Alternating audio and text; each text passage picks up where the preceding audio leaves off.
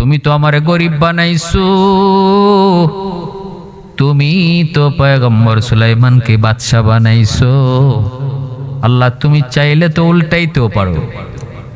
আল্লাহ আমার মনের ইচ্ছা তুমি তো পূরণ করতেও পারো, কোনো না কোনো সুরতে তো পারো। সকল ক্ষমতার মালিক তো তুমি। আমি আল্লাহর কাছে চোখের পানি ঝরায় ঝরায় দোয়াটা করছি আর কাঁদছি। এই বলার পরই সুলাইমান নবী আল্লাহ পাকের শুকরিয়া আদায় করেন। আর তখন মেয়েটা বলতেছে, স্বামী গো, ও স্বামী, আমি আপনার পেয়ে বড় খুশি, আপনি আমার কথায় বড় কোনো কষ্ট নেন না। সুলাইমান আলাইহিস সালাম তখন বলতেছে, বিবি গো, তাহলে এবার আমার পরিচয়টা তুমি শুনে নাও। তুমি তো তোমার কথা বলছো, আমার মনের কথাটাকে শুনবা না। বলে কি আপনার কথা? আমার পরিচয়টা কি জানবা? কে? আমি পয়গম্বর সুলাইমান, তাম দুনিয়ার বাদশাহ। এই কথা বললে এখন কেউ বিশ্বাস করবে না, বিশ্বাস করার কথাও না, কারণ আমার সেই রহস্যময় আংটি চুরি হয়ে গেছে। এই আংটি না থাকার কারণে আজ আমি অসহায় নিঃস্ব। মূলত আমি ছিলাম পয়গম্বর সুলাইমান, আমি তোমার চিঠিটারে টুকরা টুকরা করেছিলাম। হয়তো তখন আমার অন্তরে অহংকার এসেছিল, বিধায় আল্লাহ আমার এত বড় পরীক্ষায় ফেলাইছে। আমি আল্লাহর কাছে বলেছি, মালিক ভুল করেছি, কোথায় জানি না, আমার ভুলের শাস্তি তুমি দুনিয়াতে দাও, পরকালে জাহান্নামে জ্বালায়ও না। আল্লাহ পরকালে তুমি আমার শাস্তির কোটায় দাঁড় করায়ও না গো মালিক। ভুল করে থাকলে দুনিয়ায় তুমি আমার শাস্তি দিও। পায়রা বন্ধুরা, কথা বলার পরে তখন স্ত্রী আল্লাহর শুকরিয়া আদায় করে, মালিক তুমি তো আমার মনের ইচ্ছা পূরণ করেছো। খুশি হয়ে বলতেছে, স্বামী গো, আমি আল্লাহর কাছে যা চেয়েছিলাম তা পেয়ে গেছি। আপনি বাদশা না, এটা আমার বড় কষ্টের কথা না, এটা আমার কষ্টের বিষয়ও না। তো আমি যারে চেয়েছিলাম তারে পেয়েছি। আল্লাহ আমার গড়ি তারে পাঠিয়ে দিছে। এই যে নেন আমার পক্ষ থেকে একটা আংটি। যে মাছ এনেছিলেন, সেই মাছটা কাটার পর মাছের পেট থেকে আমি আংটিটা পেয়েছি।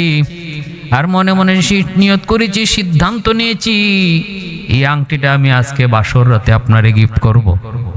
ভাইরা বন্ধুরা, যেই মাত্র আংটিটা সুলাইমান নবীরে দেখায়, আল্লাহর পয়গম্বর আংটিটা দেখা মাত্র আল্লাহু আকবার কইয়া চিৎকার দিয়ে উঠলেন, মালিক তুমি কি না পারো গো মালিক, সব কিছু তোমার নখদর্পণে।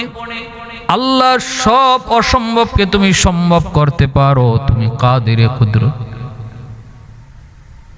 এই বইলা তিনি আংটিটা হাতে নিলেন, আঙ্গুলে লাগানো মাত্রই তার সকল ক্ষমতা, রাজত্ব সব আবার তার কাছে চলে আসলো।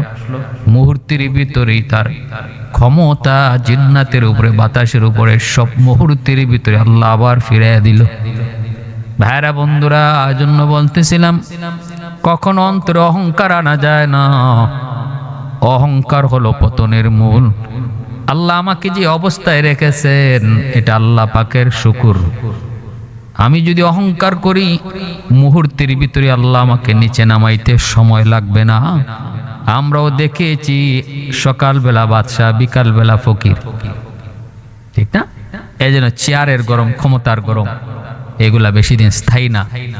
এগুলা করণ নাই। আল্লাহ যারে যে অবস্থা রাখছে, এই অবস্থার উপরে শুকরিয়া আদায় করা, এটা আল্লাহর রহমানের বান্দার সিফত বলছেন। সুলাইমান আলাইহিস সালাম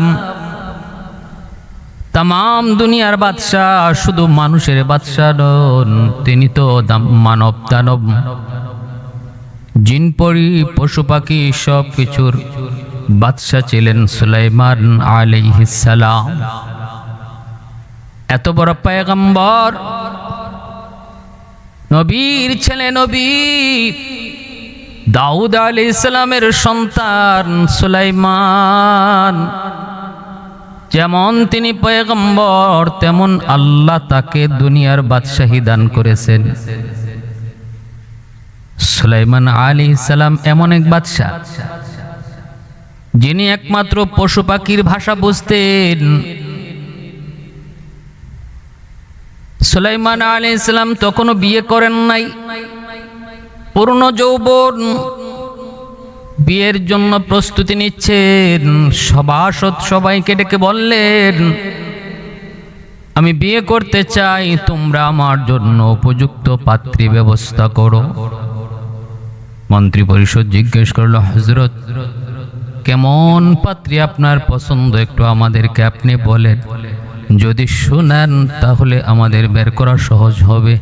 তিনি বললেন,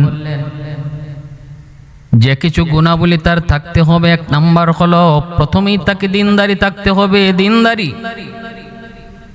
নবীজি তার হাদিস শরীফে বলেছেন, ফাজফার বিজাতিদ দ্বীন, বিয়ে শাদীর ক্ষেত্রে তোমরা যেগুলি দেখো এর ভিতরে সবচেয়ে প্রাধান্য দিবা দিনদারি।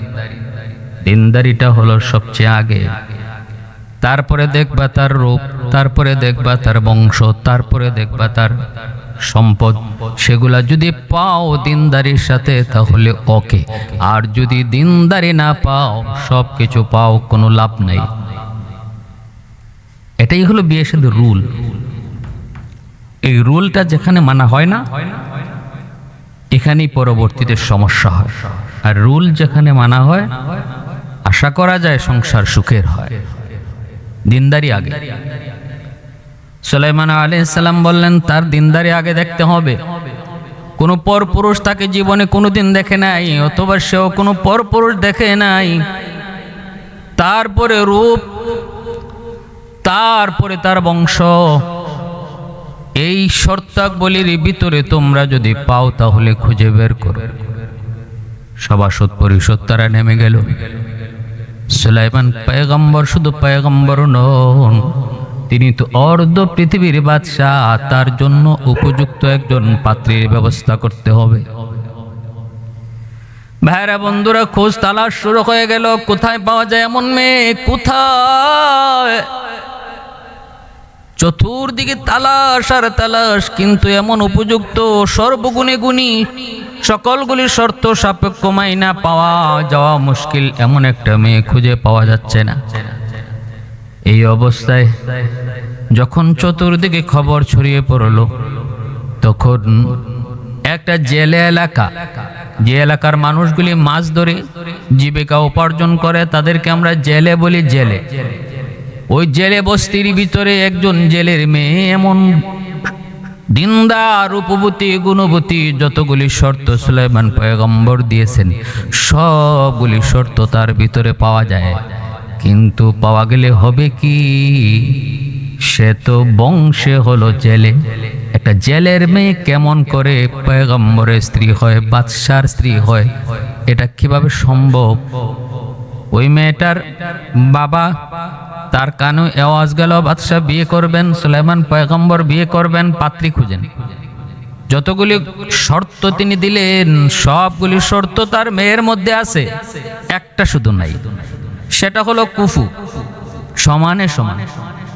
ইনি বাদশা আর ইনি হলো জেলে। একজন জেলে হয়ে তার জেলের মেয়েকে কেমন করে বাদশার জন্য প্রস্তাব দিবে? এখানে সব বাঁধলো সাদ, এখানেই বাঁধলো বাধা। বিবির সাথে পরামর্শ করতে আসলো। বিবি গো, ও বিবি, শুনেছ কি পয়গম্বর সুলাইমান তিনি বিয়ে করবেন, কিন্তু যে শর্তগুলি তিনি দিয়েছেন পাত্রী হওয়ার জন্য, সেই সবগুলি শর্ত আমার মেয়ের মধ্যে পাওয়া গেল। একটা জায়গায় আমরা দুর্বল, আমরা হলাম জেলে, আমরা হলাম গরিব, কিন্তু তিনি হলেন বাদশাহ, আবার নবীর ছেলে নবী। অতএব সেটা কেমন করে হয়? শুধু এই জায়গায় আমরা আটক, বাকি যা বলছেন সব কিন্তু আমার মেয়ের মধ্যে আছে। দিনদারি আমার মেয়ের মাঝে 100তে 100, রূপে গুণে শেষ, অনন্য, বেনজির, সে অনন্য, বেমিসাল। এই কথাটা মেয়ের কানেও যায় বসলো। মা মেয়েকে চুল বেনি করে দিতেছেন, তখন মেয়েটা বলতেছে, মাগো, শুনলাম সুলাইমান পয়গম্বর নাকি বিয়ে করার জন্য পাত্রী খুঁজেন। মাকে হ মা। তখনই মেয়েটা নিজের থেকে বলে ফেললো, মাগো, আমি যদি সেই পাত্রীটা হতাম তাহলে কিয়ামতের ময়দানে আল্লাহর সামনে নবী স্ত্রী হয়ে নিজের পরিচয় দিতাম। কতই না আমার ভাগ্য ছিল, কতই না আমার ভাগ্য ভালো ছিল। মনের ভিতরে বড় আশা, পয়গম্বরের স্ত্রী হয়ে যদি আল্লাহর সামনে হাসরের মাঠে পরিচয় দিতে পারতাম। কিন্তু মা, তিনি কি তা রাজি হবে? মা তখন কয়, কেমনে তুই কথাটা মুখ দিয়ে বের করলি? চাঁদ ধরা কি সম্ভব? চাঁদ দেখা যায়, চাঁদ ধরা যায় না। এটাও তো এমনই। কি করে রে মা তুই আশা করলি? আমরা কত গরিব আর তিনি কত উঁচা, আমরা কত নিচু। মেয়েটা তখন বলতেছে, মা, এই ধনী গরিব কে বানায়? আল্লাহ বানায়। সুলাইমান নবীর ধনী বানাইছে কে? আল্লাহ। আমাদেরকে গরিব বানাইলেন কে? তিনিও আল্লাহ। যে আল্লাহ আমাকে গরিব বানাইলেন, সুলাইমান পয়গম্বরকে ধনী বানাইলেন, ক্ষমতা দিলেন, রাজত্ব দিলেন, ওই আল্লাহ কি পারেন না আমাকে ধনী বানাইয়া সুলাইমান নবীকেও তিনি গরিব বানাইতে পারেন? এবং সেই গরিব বানাইয়া আমার ঘরে পাঠাইয়া আমার সঙ্গে বিয়ে সম্পন্ন করাইতে আল্লাহ এই ক্ষমতা আল্লাহ আসেনি না নাই? আল্লাহ পারে কি পারে না?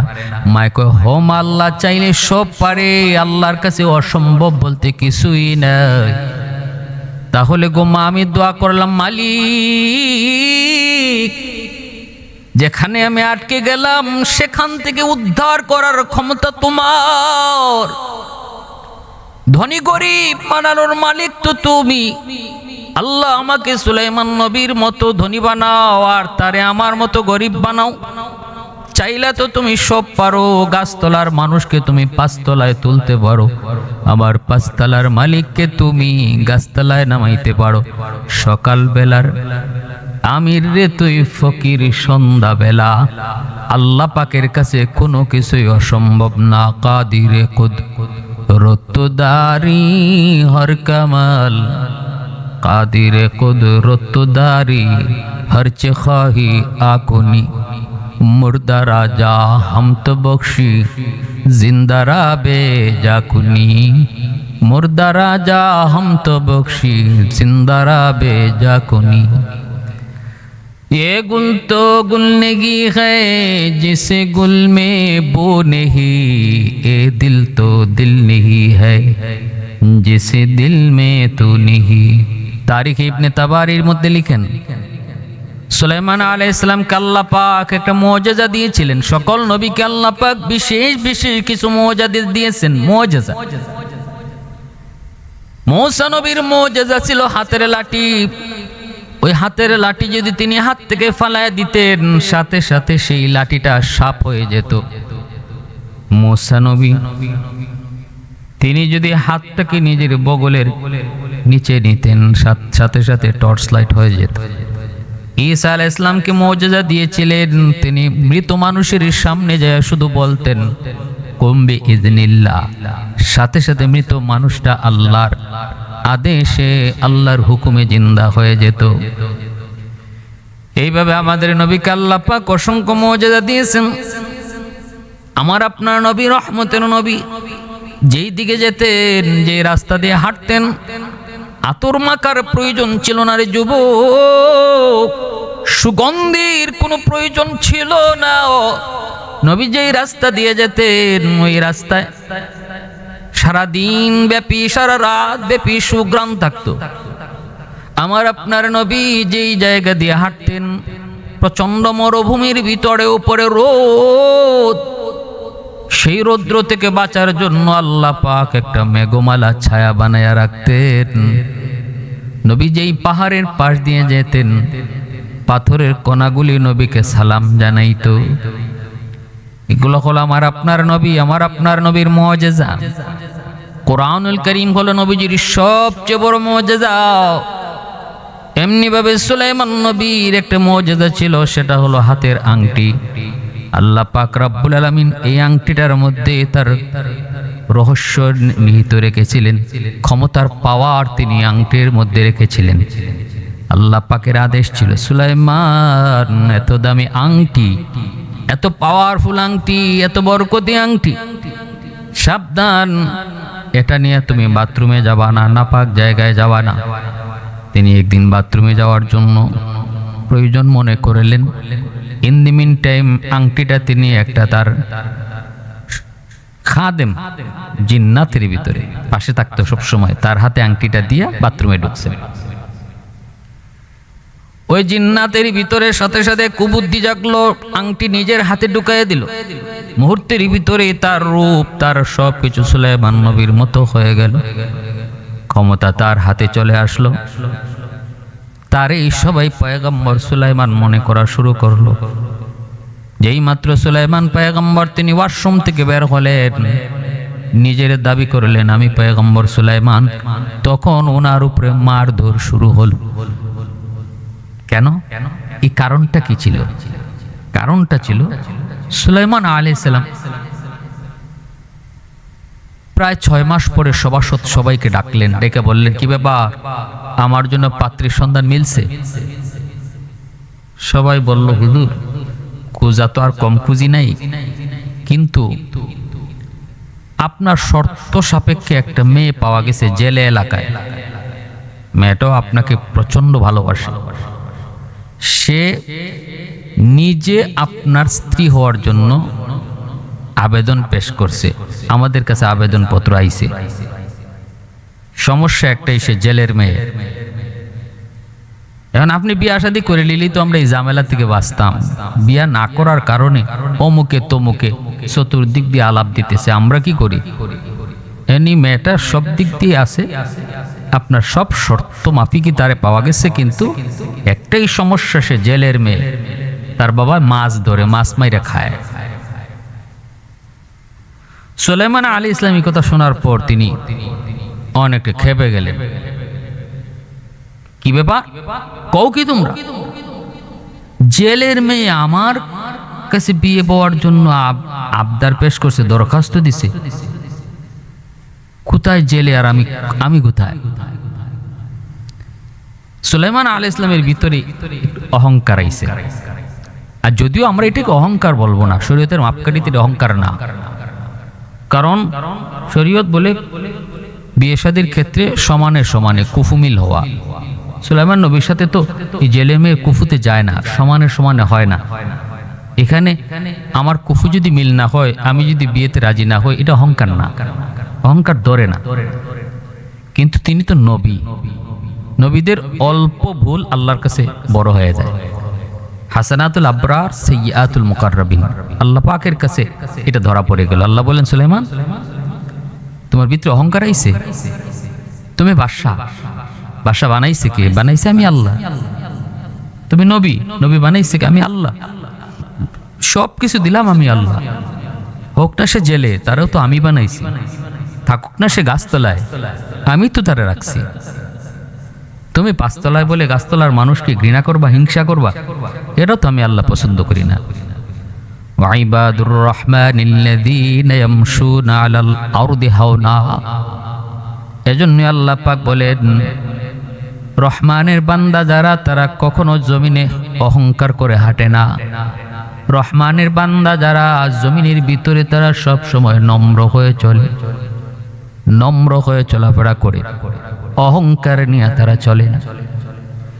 আল্লাহর পয়গম্বর সুলাইমান অন্তরের ভিতরে তার বাদশাহী এবং ক্ষমতার যে অহংকার অন্তরের ভিতরে আসলো, আল্লাহ পাক সেটা পছন্দ করলেন না।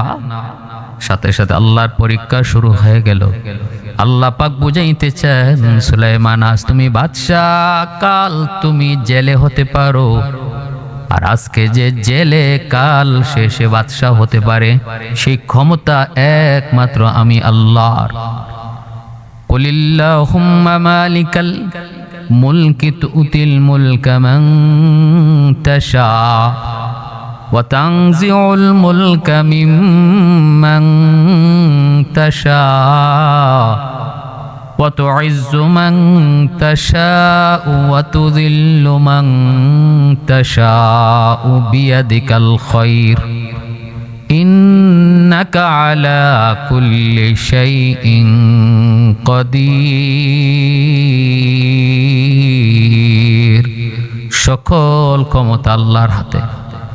ইজ্জত দেওয়ার মালিক আল্লাহ, বেইজ্জত করার মালিক আল্লাহ। ক্ষমতা দেয় আল্লাহ, ক্ষমতা কেড়ে নেয় আল্লাহ।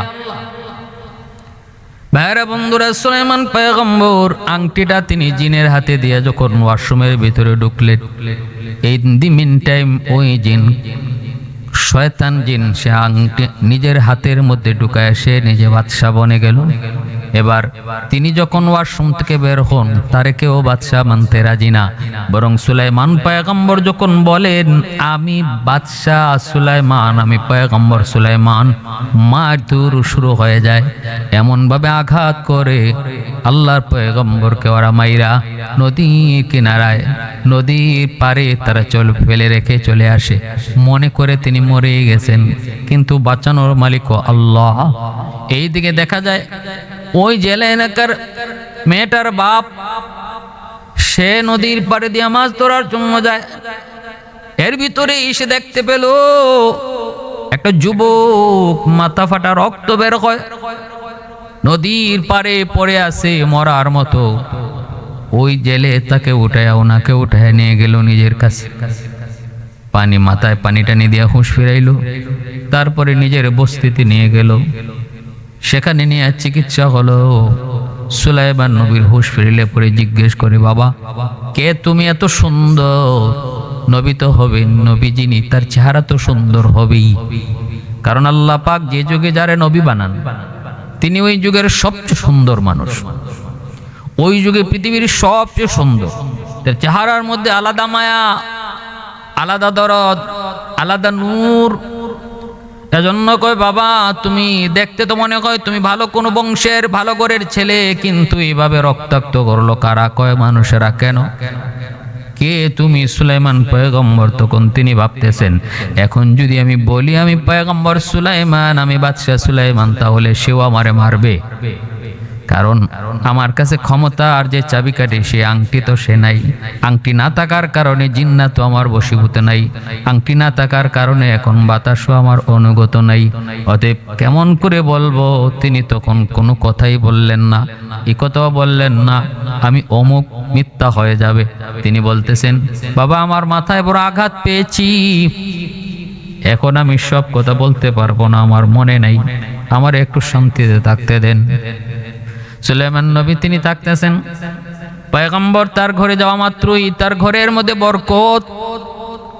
মাছ মারতে গেল তো বেশি বেশি মাছ পায়। ওই জেলে আগের চেয়ে অনেক বেশি, সব কাজে সব জিনিসের মধ্যেই বরকতের ছোঁয়া লেগে গেল, কারণ নবী যেই ঘরে যায় এই ঘরে বরকত সাথে যায়।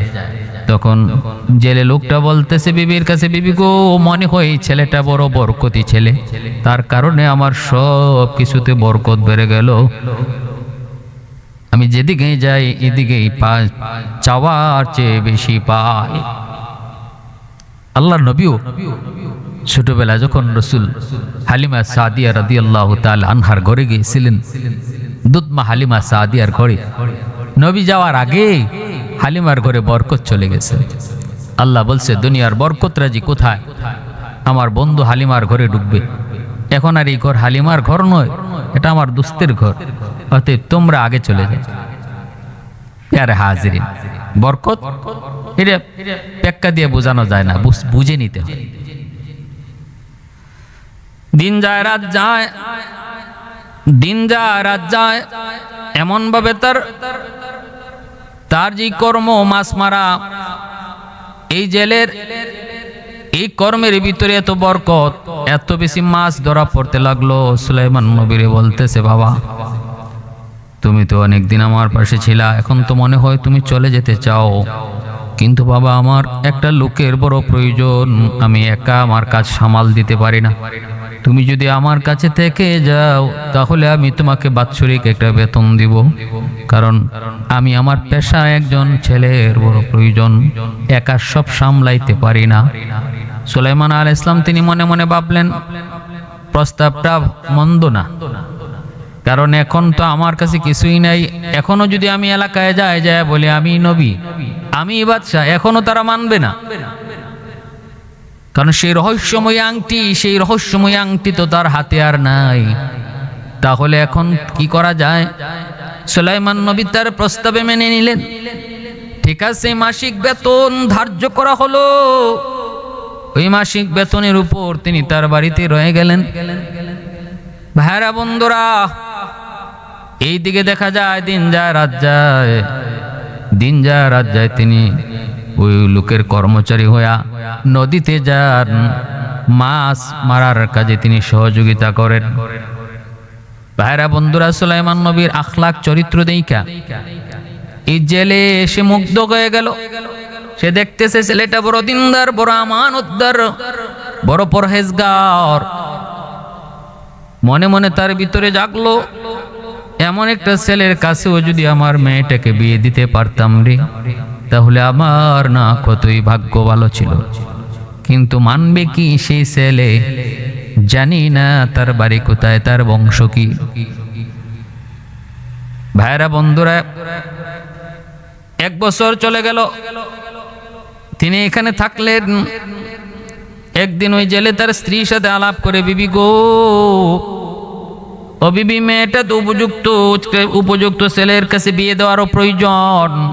কারণ একটা দিনদার মেয়েকে যদি দিনদার পাত্রস্থ করা হয়, আল্লাহ রসুল বলেছেন 3টা মেয়ে, আবার 2টা মেয়েও বলেছেন, আবার একটা মেয়ের কথাও বলেছেন, যার আছে সে যদি মেয়েটাকে দিনদারি শিখায়, তারপরে দিনদার পাত্র দেখে তারে বিয়ে দেয়, আল্লাহর নবী বলেন ওই বাপ মাকে আল্লাহ পাক জান্নাত দিবে।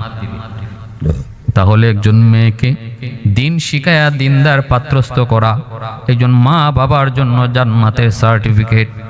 জেলে বলতেছি, বিবি, ও বিবি, একটু তোমার কি ছেলেটারে পছন্দ? আমার তো বড় পছন্দ হয়েছে। কেমন লাগে তোমার কাছে? খুব ভালো, ছেলেটা আসলে খুব অমায়িক, বড় দিনদার, বড় চরিত্রবান, এত নরম মিজাজের। তাহলে আমাদের মেয়েটাকে কি বিয়ে দেওয়া যায়? তখন আবার বউ উল্টে গেছে, না না, তোমার সাথে কাজ করে তোমার কর্মচারী, তার কাছে আমার এত সুন্দর মেয়ে, এত রূপবতী গুণবতী মেয়েটাকে বিয়ে দেব? আর এই ছেলে কে না কে, কারা তারে মাইরে নদীর পারে রাখছে? ভালো মানুষ হইলে কি আর নদীর পারে মাইরে রাখে? আগে কইছে ভালো, কিন্তু এখন আবার ভালো না। তার মানে কি? জাগাত ফলটি। মহিলাদেরই অভ্যাস আছে, তো মহিলারা পারে, তারা পারে, কিন্তু তাদেরকে বসে আনতে হলে একটা কৌশল নিতে হয়। স্বামী ওই কৌশলটা নিছে, স্বামীকে বুঝছি এমনি হবে না। স্বামী গেছে বাজারে, গিয়ে স্ত্রীর জন্য খুব সুন্দর দামি একটা শাড়ি কিনছে, আবার বিভিন্ন গিফট নিয়ে আসছে। রাতের বেলা স্ত্রীর গিফটগুলো দিতেছে, স্ত্রী তো বড় খুশি। কারণ মহিলারা স্বামীর কাছ থেকে যদি অল্প কিছু হাদিও পায়, এতে দুনিয়া সমপরিমাণ খুশি হয়, মনে তামাম দুনিয়া পেয়ে গেছে। এজন্য স্ত্রীদেরকে মাঝে মাঝে কিছু উপহার দেওয়া, গিফট করা, এটা আল্লাহ নবীর সুন্নত। এটা আপনি ফার্ম বলেন আর তারে বাতাস দেওয়া বলেন, যা বলেন বলেন, কোনো অসুবিধা নেই। স্ত্রীকে বাতাস দেওয়া, পাম দেওয়া, এটাও সুন্নত, সুন্নত। কারণ আল্লাহ রাসূল সাল্লাল্লাহু আলাইহি ওয়াসাল্লাম আম্মাজান আয়েশা সিদ্দিকা রাদিয়াল্লাহু তাআলা আনহাকে হুমায়রা বলে ডাকতেন। নাম আয়েশা, কিন্তু আয়েশা ডাকতেন না, ডাকতেন হুমায়রা। হুমায়রা মানে সুন্দরী। আম্মাজান খুব খুশি হইতেন, খুব খুশি হইতেন। এজন্য আমার কোনো কথায় বা কোনো কাজে যদি স্ত্রী খুশি হয়, এটা রাসূলের বহুত বড় সুন্নত, বহুত বড় সুন্নত। এজন্য মাঝে মাঝে ছোট ছোট গিফট দেওয়া, গিফট করা, এতে করে সুন্নত আদায় হয়, সংসার সুখের হয়, দুজনের ভিতরে মহব্বত বাড়ে, ভালোবাসা বাড়ে। ভালোবাসা তো সব আমাদের সব বিয়ার আগে চলে গেছে, কিন্তু মূল ভালোবাসাটা তো হবে বিয়ের পরে, স্ত্রীর সাথে। আমরা গিফট দিতে পারি অন্যজনকে, কিন্তু স্ত্রীকে না। কিন্তু না, স্ত্রীকে গিফট দাও, স্ত্রীকে গিফট দাও, উপহার দাও, বেশি বেশি মহব্বত বাড়বে, সংসারে ভালোবাসা বাড়বে, সন্তান মেধাবী হবে।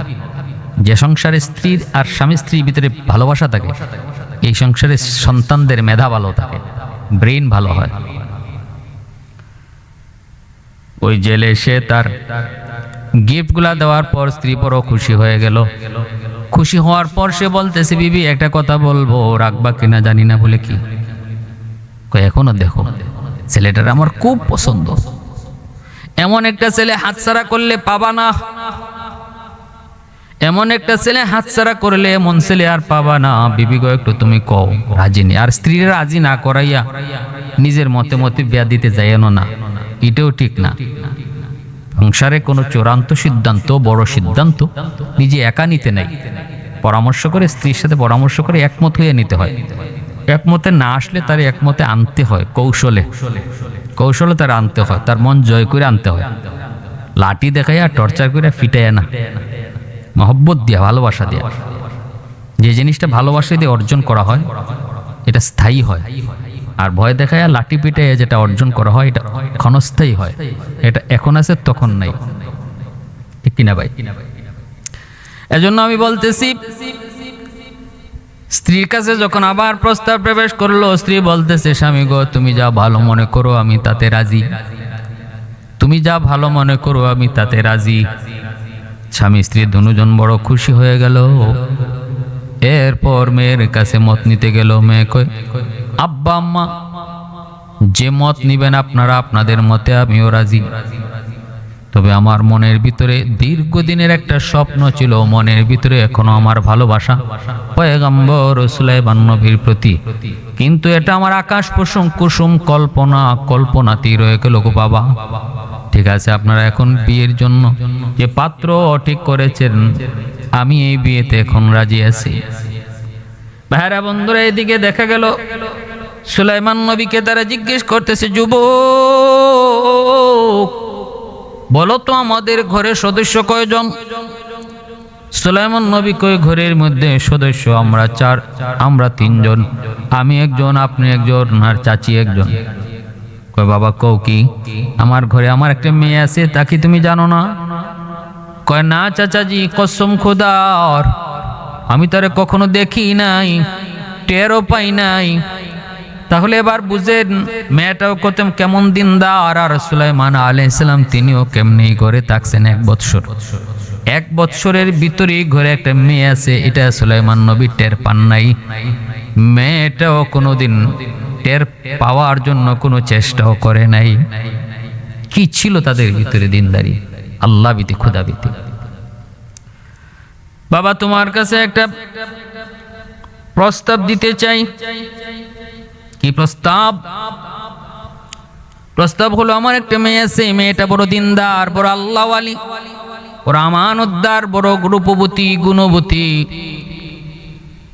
আমার মেয়েটাকে যদি তুমি পছন্দ করো তাহলে তোমার কাছে বিয়ে দিতে চাই বাবা, তুমি কি আমার এই প্রস্তাবটা তুমি রাখবে? সুলাইমান আলাইহিস সালাম তখন তিনি চিন্তায় পড়ে গেলেন। তিনি একটু ভাবতে লাগলেন কি করা যায়, কারণ আমি তো আমার এলাকা রাজ বাদশাহী দাবি করার মতো আমার কোনো পজিশন নাই। আমারও তো একটা থাকার জায়গার প্রয়োজন, বিয়ের মাধ্যমে যদি এখানেই আমার থাকার ব্যবস্থা হয় তাহলে বাকি জীবনটা হয়তো এখানেই আল্লাহ বিল্লাহ করে কাটায় দিব। তিনিও রাজি হয়ে গেলেন। আহা, আল্লাহ পারে নাকি? আল্লাহ চাইলে পারে নাকি? আল্লাহ চাইলে সব পারে। মেয়েটা দোয়া করছিল, আল্লাহ সুলাইমান নবী আমায় গরিব বিদায়, জেলের মেয়ে বিদায় তিনি আমার সব গুণ থাকা সত্ত্বেও প্রত্যাখ্যান করলেন। আল্লাহ তুমি আমারে তার জায়গাত বসাও, আর তারে আমার জায়গা আনো, তুমি তো সব পারো। দেখেন কি হয় পরে। এইদিকে আমার বারা বন্ধুরা, যে শয়তানে আংটি হাতের মধ্যে লয়ে আসে, রাজত্ব এখন পরিচালনা করে সুলাইমান নবীর প্রধান উজির আসিফ ইবনে বারখিয়া, তার নজরের মধ্যে কিছু সমস্যা আস্তে আস্তে বাড়তে লাগলো। তিনি দেখতেছেন সুলাইমান নবী তিনি যে আখলাক, যে মেজাজের ছিলেন, এই মেজাজের সাথে এই লোকের মেজাজ মিলে না। যদিও চেহারা সুরত একরকম, আংটিও তার হাতে, কিন্তু মেজাজ মিলে না। জনগণের সাথে যে আচরণ সেটাও আকাশ পাতাল তফাৎ। সুলাইমান নবী তার জনগণের সাথে যেই মধুর আচরণ করতেন, এত শয়তান, তার আচরণও শয়তানের মতো, শয়তানের মতোই তার সবকিছু। আস্তে আস্তে বিদ্রোহ ভিতরে জাগতে লাগলো। হায় হায়, এত পরিবর্তন কেমন করে? হঠাৎ করে একদিন আসিফ বিন বরখিয়া তিনি বুঝে ফেললেন সে যে ইবলিস, সে যে সুলাইমান নবী না, সে যে জিন। কারণ জিনে তো জিনকে চিনে। উনার চোখে ধরা পড়ে গেল। ইনি জনগণকে জানায় দিলেন, মন্ত্রী পরিষদকে জানায় দিলেন। এমনিই তো মনের ভিতরে, প্রত্যেকের মনের ভিতরে তার প্রতি বিদ্বেষ ছিল, বিদ্রোহ বেজে গেল। এমন বিদ্রোহ, চতুর্দিক থেকে তার উপরে হামলা শুরু হলো। এই হামলা টেকাতে যায় সে নিজে ভাগতে শুরু করলো। এখন দেখা যায় আংটি নিয়ে দৌড় দেওয়ার কারণে জিন্নাত তো তার পিছনে পিছনে দৌড়ায়, তারে মারার জন্য সবাই প্রস্তুত। ওই অবস্থায় সে চিন্তা করলো, এই আংটি যদি আমার হাতে থাকে, আঙ্গুলে থাকে, তাহলে আমি যেখানেই যাই সেখানে গিয়েও বাঁচা সম্ভব নয়। এজন্য যখন নদীর উপর দিয়ে যায়, ওই জায়গায় আঙ্গুল থেকে আংটিটা সে নদীর মধ্যে ফালায়া দেয়। আর ফালানো মাত্রই একটা বিশাল বিশাল বড় মাছ ওই আংটিটা খেয়ে ফেলে। যেই মাত্র আংটিটা ফালায় দেয়, তখন আর তার পিছনে কেউ যায় না, তার পিছনে আর কেউ ধাওয়া করে না। এখন আর তার পিছনে কেউ ধাওয়া করে না। এখন আংটি মাছের পেটে, মাছের পেটে আংটি যাওয়া মাত্রই দেখা গেল এই নদীর যত মাছগুলি আছে সব এই মাছের পাশে আইসা তারা অনুগত হয়ে রইল। সে যেদিকে যায় এদিকে বিশাল বড় মাছের লাইন তার পিছনে পিছনে ছুটে। কারণ এটা আংটির রহস্য, আংটি যার কাছে থাকবে তার আনুগত্যই সবাই করবে, তার পিছনেই ছুটবে। ভাইরা বন্ধুরা, সুলাইমান নবীর এই দিকে বিয়ে হয়ে গেল জেলের মেয়ের সাথে। জেলের মেয়ের সাথে বিয়ে হওয়ার পর তিনি বিয়ে করার পরপরই আবার তিনি চলে আসলেন, রাতে বাসর ঘর করবেন। কিন্তু দিনের বেলা আবার শ্বশুরের সঙ্গে তিনি নদীতে আসলেন মাছ ধরার জন্য। আজকে তিনি আর তার কর্মচারী নন, আজকে শ্বশুর আর জামাই দুইজন আসছে মাছ মারার জন্য। মাছ মারার জন্য নদীতে আসছেন। এইদিকে ওই মাছটাও পেটের মধ্যে আংটি ঢুকায় আসে, নদীর মধ্যে দৌড় শুরু করলো। সেও বাঁচতে পারে না। হায় ব্যাপার, কি আংটি খাই কারো বিপদে পড়লাম, আমার পিছনে এত মাছ কেন, আমারে সবাই ধাওয়া করে কেন? মাছটাও দৌড়াইতেছে, দৌড়াইতে দৌড়াইতে আয়া সুলাইমান নবীর শ্বশুরের জালে পড়ল। শুধু পড়ছে একা নয়, নদীর অসংখ্য মাছ লইয়া সে জালে ধরা পড়লো। নৌকা একটা নয়, দুইটা নয়, অগণিত নৌকা মাছ দিয়ে বোঝাই করলো। সেই মাছ লইয়া বিক্রি করে ফেললো নদীতেই। একটা মাছ, সবচেয়ে বড় যেই মাছটা, ওই মাছটা বড় স্বাদ করে শ্বশুর মশাই মাছটা জামাইকে নিয়ে কাঁধে করে বাড়িতে নিয়ে আসলো। আজ রাতে আমার মেয়ের বাসর ঘর, এই বাসর ঘরে মাছটারে ফ্রাই করে দেব। এই মাছটা এনে যখন বিবির কাছে দিল, মেয়ে আর মা দুইজনে মিলে মাছটা কুটে, মাছ কাটতে যাইয়ে এই মাছের পেটের মধ্যে সেই সুব্রত দামি সেই বাদশাহীর আংটি, যে আংটির মধ্যেই সব রহস্য, আংটিটা পেয়ে গেল মেয়েটা। মেয়েটা আংটিটা পেয়ে তো সবকিছু বুঝতে পারে নাই, তবে এটা বুঝতে পারছে যে এটা আংটি। আবার খুশিও হলো, চিন্তায় পড়লো মাছের পেটে আংটি আসলো কেমন করে। আরে যেভাবে আসে আসুক, কিন্তু আজকে আমার জন্য ভালো হয়েছে। স্বামীর ঘরে বাসর ঘর করবো, বাসর ঘরে স্বামীকে কত স্ত্রী উপহার দেয়, আমিও আমার স্বামীকে আজকে এই আংটিটা উপহার দেব, আমি নিজের হাতে তার আঙ্গুলে পরায় দেব। ভালোই হয়েছে, আমার মনে মনে বড় খুশি, মনে বড় বড় খুশি। এইদিকে বাসর ঘর, মা মেয়েকে পয়গম্বর সুলাইমানের কাছে বাসর করে দিয়া বলতেছেন, বাবা এই যে নাও তোমার আমানত। সুলাইমান আলাইহিস সালাম দুজন একে অপরের দিকে চাওয়া চাওয়া হলো, পরিচয় হলো, ভালোবাসা, মহব্বত, আল্লাহর শুকরিয়া আদায়, 2 রাকাত নামাজ। তারপরে সুলাইমান নবী বলতেছেন, বিবি আজ থেকে তোমার আমার জীবনের শুরু, আল্লাহর নামে আল্লাহর গুণগান গেয়ে আমরা আমাদের জীবনের শুরু করলাম। তবে বিবি গো, আজকে বাসর রাত, আজ আমরা একে অপরের পরিচয় ভালো করে জানবো। আমিও আমার কোনো কিছু গোপন রাখবো না, এতদিন যা গোপন রেখেছিলাম তাও প্রকাশ করব। আর আমিও তোমার কাছে জানতে চাই বিবি, একটু বলো বলো আমার আগে তোমার কে কোনো পুরুষের সাথে পরিচয় ছিল নাকি? একটু মন খুলে বলো। যদি হয়েও থাকে তাহলে আজকে থেকে পরিষ্কার আমি আর তুমি, আর যদি থাকেও বলো, নির্দ্বিধায় বলো, নির্ভয়ে বলো। একে অপরের দিকে যখন আলোচনা চলছে তখন মেয়েটা বলতেছে, স্বামী গো, আমি আপনাকে পেয়ে বড় ধন্য। আমি আল্লাহর কাছে শুকরিয়া আদায় করি, আপনার মতো এমন একজন দিনদার পরহেজগার আল্লাহওয়ালাকে আমি পেয়েছি। আমি আল্লাহ পাকের শুকরিয়া আদায় করে শেষ করতে পারবো না। তবে আপনি যারা জানতে চেয়েছেন আমার অন্তরে কারো প্রতি কখনো মায়া ছিল কিনা, ভালোবাসা ছিল কিনা, এটা যদি জানতে চান তাহলে আমি বলবো, আমি একজনের সাথে 1 বৎসর অন্তর দিয়া ভালোবাসা করেছি, প্রেম করেছি। একজনের প্রেমে আমি মত্ত ছিলাম দীর্ঘ 1 বৎসর। সুলাইমান আলাইহিস সালাম কয় কৌকি, মনের ভিতরে ভয় ঢুকে গেল। মা বলল, বাবা বলল, জীবনে কোনোদিন পরপুরুষ দেখেই নাই, অথচ সে বলে সে নাকি 1 বৎসর প্রেম করেছে। কে সেই যুবক, কি তার পরিচয় একটু বলো। আর দেখুন, তুমি তো কোনোদিন পরপুরুষ দেখোই নাই, তাহলে প্রেম করলা কেমন করে, ভালোবাসা তোমাদের ছিল কেমন করে? মেয়েটা তখন বলতেছে, স্বামী গো, কসম আল্লাহর, আমি তারে কখনো জীবনে দেখি নাই। প্রেম করেছি অন্তর দিয়ে, ভালোবেসেছি তাকে অন্তরে, কখনো আমি তারে দেখি নাই, সেও আমারে দেখে নাই। কে সেই যুবক একটু বলো। হ্যাঁ, আমি তার জন্য আল্লাহর কাছে প্রার্থনা করেছি, কান্নাকাটি করেছি, কত রাত চোখের পানি ঝরাইছি। আল্লাহকেও বলেছি, মালিক, যদি আমাকে একটা বারের জন্য, একদিনের জন্য তুমি আমাকে তার স্ত্রী বানাইতে গো, আমার দুনিয়া আশাটা সার্থক হয়ে যেত। এমন দোয়া আমি আল্লাহর কাছে করেছি, কিন্তু হয় নাই। কারণ আমি জেলের মেয়ে, আমি গরিব, সে অনেক বড়, অনেক উঁচু, অনেক সম্মানী, যার কারণে সে আমার প্রস্তাব প্রত্যাখ্যান করেছে। তবে আজও আমি তাকে চাই। আজও আল্লাহকে বলেছি, মালিক, যদিও দুনিয়াতে আমি তারে পাই নাই, তবে আখিরাতে তারে আমারে পাওয়াই দিও। এই কথা বলতে সুলাইমান আলাইহিস সালাম বলতেছি, বিবি, যদি তুমি আমাকে বিশ্বাস করো তাহলে ছেলেটার নাম বলো, আমি কথা দিলাম আমি তার সাথে তোমাকে মিলাই দিব, যে কোনো মূল্যে তার সাথে মিলাই দিব।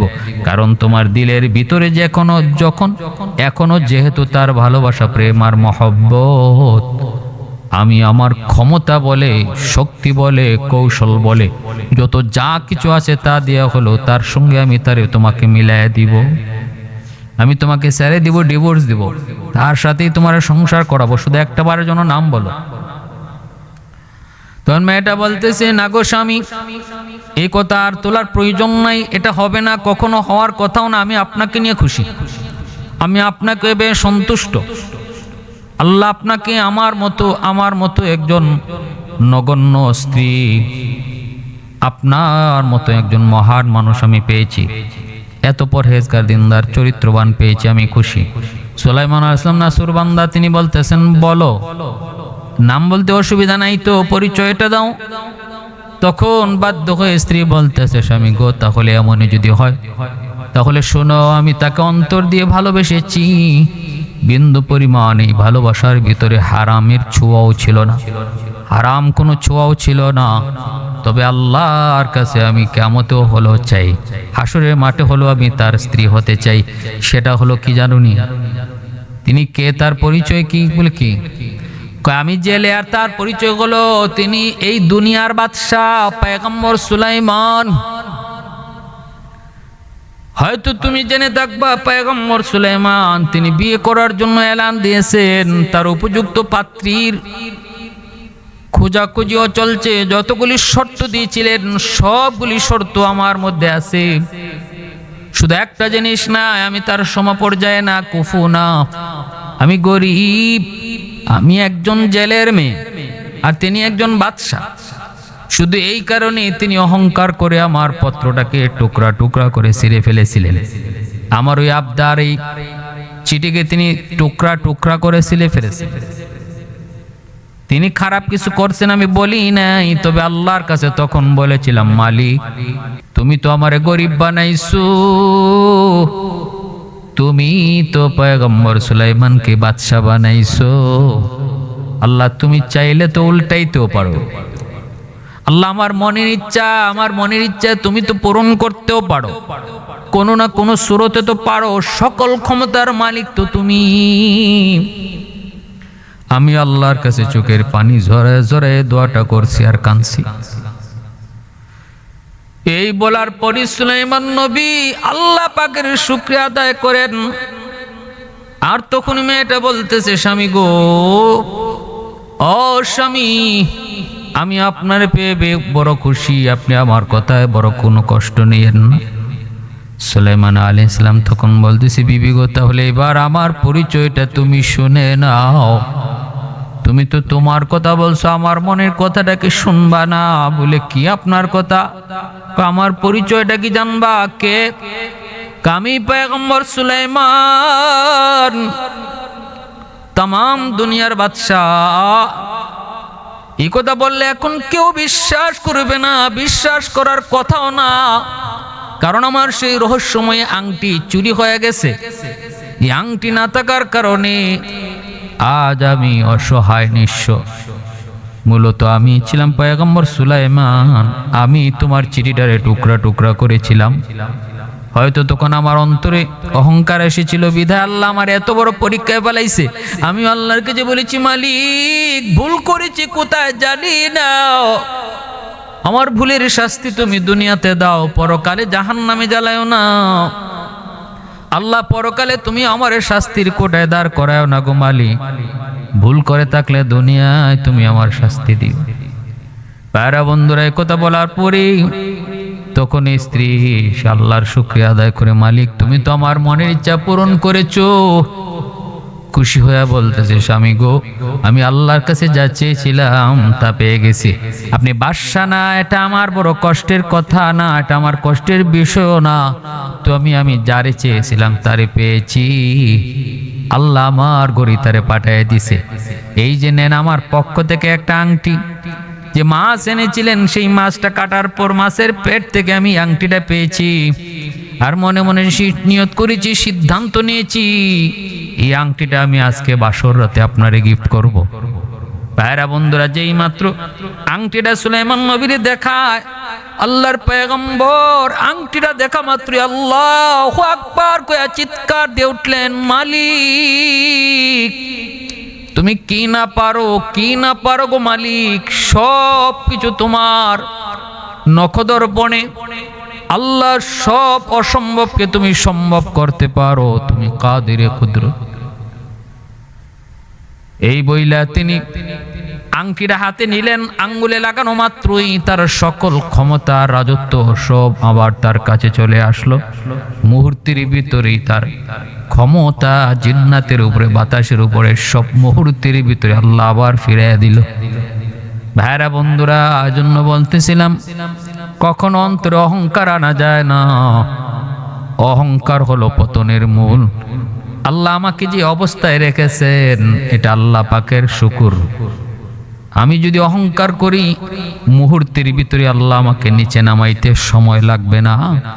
আমরাও দেখেছি, সকালবেলা বাদশা, বিকালবেলা ফকির, ঠিক না? এই জন্য চেয়ারের গরম, ক্ষমতার গরম, এগুলা বেশি দিন স্থায়ী না।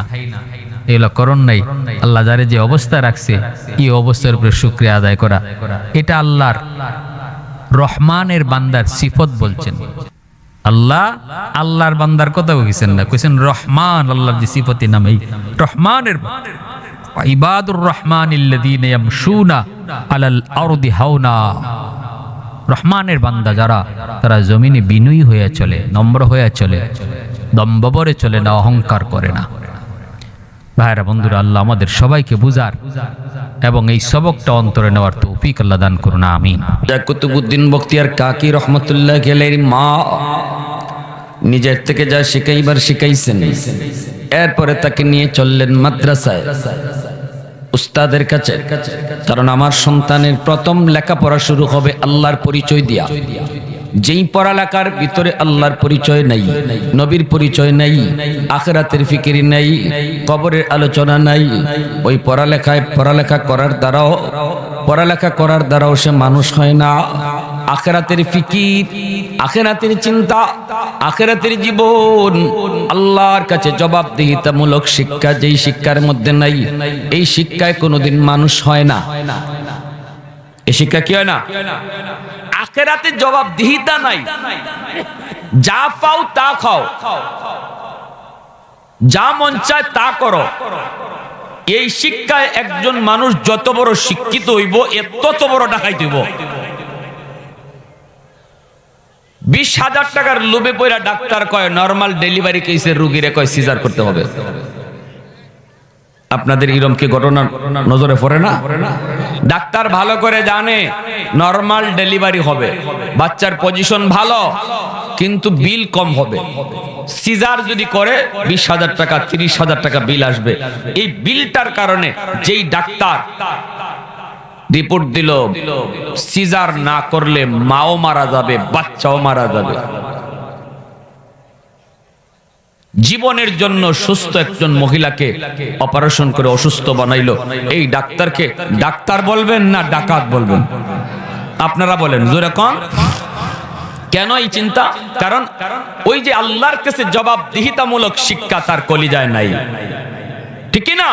এ জীবন জীবন নয়, মরণের পরের জীবনটাই আসল জীবন, এবং ওই জীবনে আমার এ জীবনের সব কাজের হিসাব পাই টু পাই দিতে হবে। এই শিক্ষাটা আপনার সন্তানের কলিজায় শিশুকালে ঢুকাইয়া দেন, এরপরে ডাক্তার বানান, আপত্তি নেই আমাদের।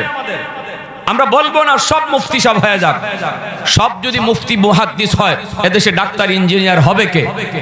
কিন্তু আমাদের প্রশ্ন একটা, আমাদের কথা এক জায়গায়, সন্তানের কলিজায় আগে আল্লাহর পরিচয় ঢুকাও, আখিরাতে জবাবদিহিতার শিক্ষা তার কলিজায় ঢুকায় ডাক্তার বানাও, ডাক্তারই হবে, ডাকাত হবে না। আর যদি এই শিক্ষা তার কলিজায় না ঢুকাইয়া ডাক্তার বানাও, মানুষ হবে না, ইঞ্জিনিয়ার বানাও, মানুষ হবে না, রড না দিয়া বাঁশ ঢুকাইয়া দিবে। কষ্ট পাইতেছেন আপনারা? মুসলমানের সন্তানের লেখাপড়া শুরু হবে মাদ্রাসা দিয়া, যেই পড়ার মধ্যে আমার আল্লাহর পরিচয় এবং আল্লাহর কাছে জবাব দেওয়ার শিক্ষা যেই শিক্ষার মধ্যে রয়েছে, ওই শিক্ষা শিখাইয়া তারে স্কুল কলেজ ভার্সিটিতে দাও। 5 বছর নুরানি মাদ্রাসায় পড়াও। আজকে নুরানি মাদ্রাসাগুলোতে অঙ্ক ইংরেজির স্কুলের সমমানে রাখা হয়েছে মাদ্রাসায়। আপনাদের দিকে খেয়াল করে যে আপনাদের বাচ্চারা যারা আপনারা ডাক্তার ইঞ্জিনিয়ার প্রফেসর বানাবেন, উকিল ব্যারিস্টার বানাবেন, পাইলট বানাবেন, বানান, অসুবিধা নেই, কিন্তু সে তো মুসলমানের বাচ্চা। আগে তারে মুসলমানই শিখান, আগে তারে আল্লাহর পরিচয় শিখান, আগে তারে আখিরাতের ফিকির কলিজায় ঢুকান, এরপরে তারে আপনি ওই লাইনে দেন। দেখবেন মার সাথে বেয়াদবি করবে না, বাবার সাথে বেয়াদবি করবে না, আজীবন বাপ মার সেবা করেই যাবে। কারণ শিশুকালে তার কলিজায় আমার নবীর ইতিহাস, আমার নবীর আদর্শ, আমার নবীর সিফত তার কলিজায় ঢুকায় দেওয়া হয়েছে। প্রশ্ন আমাদের এই জায়গায়, কেন আমার সন্তান ডাক্তার হইও আজকে মাকে বৃদ্ধাশ্রমে দিবে? কেন আজকে আমার সন্তান এত বড় শিক্ষিত হওয়ার পরও বাবাকে বৃদ্ধাশ্রমে দিবে? গন্ডগোল কোথায়? আসুন রোগ ধরি, রোগ ধইরা চিকিৎসা করেন, রোগ না ধইরা চিকিৎসা করবেন না। রোগ আমার আসমানে, চিকিৎসা চলছে জমিনে। আগুন লাগছে শেরপুর, পানি দেই ফরিদপুর। জীবনে কোনোদিন আগুন নিভবে?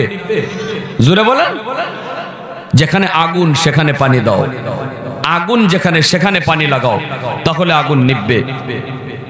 শুধু আপনাদের দিকে খেয়াল করে উলামায়ে কেরাম মাদ্রাসার সিলেবাসে পরিবর্তন আনছেন। 5টা বছর মাদ্রাসার এই নুরানি বিভাগ শিশুদের যে 5টা বছর পড়ানো হয়, এই 5 বছরে স্কুলের একদম সেম টু সেম অঙ্ক, ইংরেজি, বাংলা, ইতিহাস ঢুকানো হয়েছে, যেন আপনার সন্তান 5 বছর মাদ্রাসায় ফইরা সত্যিকারের মুসলমানের বাচ্চা হইয়া এরপরে যেন হাই স্কুলে যায়, বেনামাজি হবে না। ঠিক কিনা জোরে বলেন। আল্লাহর বিরুদ্ধে কখনো বলবে না, নবীর বিরুদ্ধে বলবে না। ঢাকা ইউনিভার্সিটির বাংলা বিভাগেও যদি পড়ে, যেখানে নাস্তিকদের ভিড়, সেখানেও আপনার সন্তান নাস্তিক হবে না, আপনার সন্তান কোরআনের সৈনিক হবে, সেখানেও কোরআনের পক্ষে আওয়াজ উঠাবে। কারণ শিশুকালে তার কলিজায় মুসলমানি ঢুকাইয়া দিছেন আপনি, ঠিক কিনা? আমার ভাইরা বন্ধুরা, যুবক কুতুবউদ্দিন বখতিয়ার কাকি রহমতুল্লাহ আলাইহির মা সন্তানকে নিয়ে তিনি চললেন মাদ্রাসায়। উস্তাদের কাছে আইসা বলেন, উস্তাদজি আমার সন্তানকে আপনি মুসলমানের বাচ্চা বানান।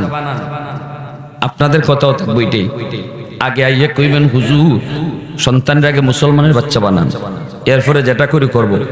এরপরে আলিম বানাইবো, হাফিজ বানাইবো না মুফতি সাহেব বানাইবো, ইঞ্জিনিয়ার বানাইবো না ডাক্তার বানাইবো, এটা পরে বুঝবো। আগে মুসলমানের বাচ্চা বানান, ঠিক কিনা জুরা বলেন? আগে তারা মানুষের বাচ্চা বানান। মুসলমানই শিখলেই মানুষ, আল্লাহর পরিচয় জানলে মানুষ, নাইলে আল্লাহ মানুষ কইতে রাজি না। পবিত্র কোরআনে সূরাতুর রহমানের শুরুতে আল্লাহ এই কথাই বলছেন, যার দিলে আমার পরিচয় আছে, যে আমারে চিনে এ মানুষ, যে আমারে চিনে না আল্লাহ কয় এ মানুষই না।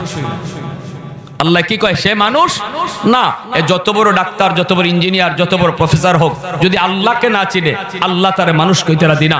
আর রহমান আল্লামাল কোরআন খালাকাল ইনসান, সৃষ্টি আল্লাহ পরে নিলেন, কোরআনের কথা আগে আনলেন। এই কথা বুঝাইবার জন্য তোমার কলিজায় যদি আমি আল্লাহর পরিচয় থাকে, আমার কোরআনের জ্ঞান যদি থাকে, তবেই তোমাকে আমি মানুষ কই, আর নতুবা তোমাকে আমি মানুষ কই না।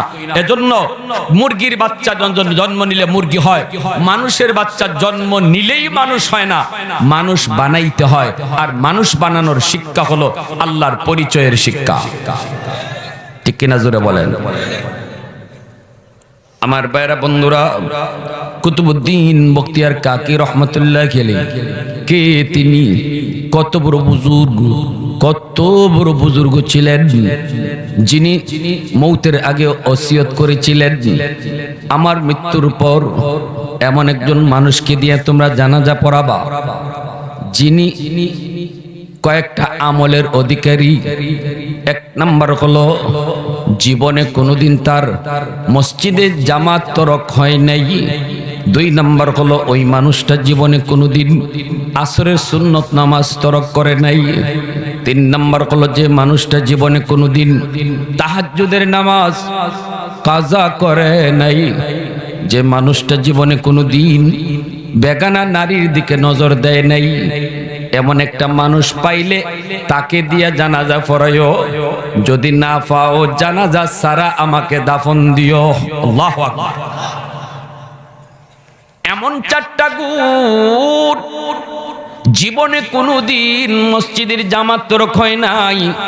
যদি আমি এই মজলিসে একজন মানুষও তালাশ করি, কেউ দাঁড়ানোর সাহস নাই, না না।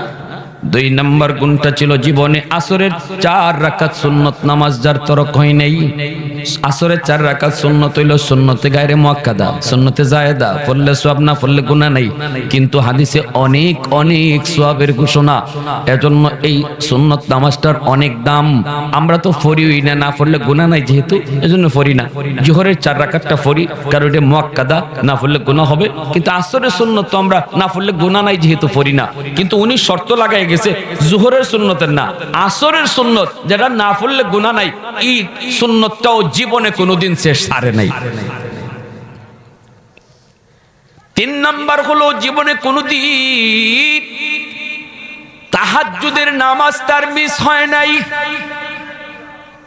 তাহাজ্জুদের নামাজ কোন টাইমে পড়ে? আসরের আগে না জোহরের পরে? কি হবে? তাহাজ্জুদের নামাজ শেষ সাথে পড়ে, ঠিক না? ফজরের আগে এই টাইম পর্যন্ত, এই টাইমে যে তাহাজ্জুদ পড়তো, সারা জীবন তাহাজ্জুদ পড়ছে এমন একজন মানুষ আবার জীবনে কোনোদিন ইচ্ছা করে কোনো বেগানা নারীর দিকে নজর দেয় নাই। এরকম মনে হয় আমরা সবাই এখানে এমনই আছি না? বেগানা নারীর দিকে ইচ্ছা করে নজর দেয় না এই যুগে মিলানি। এজন্য হাকিম আখতার সাহেব রাহিমাহুল্লাহ তিনি বলছেন, এই ফিতনার যুগে এতগুলো আমল লাগতো না, শুধু একটা আমলের গ্যারান্টি যদি কেউ দেয়, যদি একটা আমলের গ্যারান্টি আমাকে কেউ দেয়, আমিও তার গ্যারান্টি দিয়ে একটা পুরস্কারের কথা বলবো।